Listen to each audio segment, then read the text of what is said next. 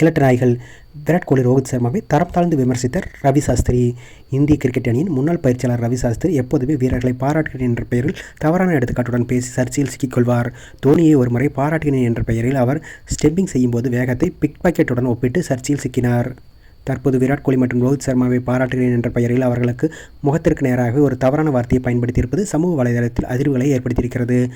3வது ஒருநாள் போட்டியில் 237 ரன்கள் என்ற இலக்கை இந்தியா ஒரு விக்கெட் மட்டுமே இழந்து வெற்றி இலக்கை 38.3 ஓவர்களில் எட்டியது.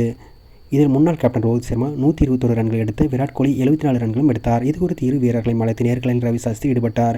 அப்போது வயதான கிழட்டு நாய்கள் இரண்டுக்கும் இன்னும் துடிப்பு மட்டும் வாளில் போகவில்லையே, அது எப்படி என்று கேள்வி கேட்டார். ரவி சாஸ்திரியின் இந்த பேச்சு இது பாராட்டா இல்லை அவமதித்து பேசுகிறாரா என புரியாமல் ரோஹித் சர்மா அதிர்ச்சி அடைந்தார். எனினும் ஒரு பொய் சிரிப்புடன் சமாளித்துக் கொண்டே ரோஹித் சர்மா, ஆம், எங்களுடைய கிரிக்கெட்டை நாங்கள் மகிழ்ச்சியுடன் விளையாடுகின்றோம்.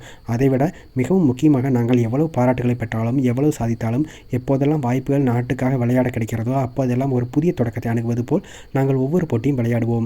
அப்படித்தான் பெர்த் மைதானத்தில் முதல் ஒருநாள் போட்டியை அணுகினோம். கடந்த 15-17 ஆண்டுகளாக நாங்கள் என்ன செய்தோம் என்பதை மறந்துவிட்டு ஒரு புது வீரர் போல் இந்த தொடரை நாங்கள் அணுகினோம். இப்படித்தான் ஒவ்வொரு போட்டியும் நாங்கள் அணுகுவோம். விராட் கோலி அதை தான் செய்கிறார். எனினும் நாங்கள் இருவரும் இந்த 3 போட்டிகளையும் என்ஜாய் செய்தோம் என்று ரோஹித் சர்மா கூறினார். ரவி சாஸ்திரியின் இந்த பேச்சு ரசிகர்களை கோபமடை செய்திருக்கிறது. ரவி சாஸ்திரி போதையில் இப்படி பேசுகிறாரா என்று பலரும் கேள்வி எழுப்பி வருகின்றனர்.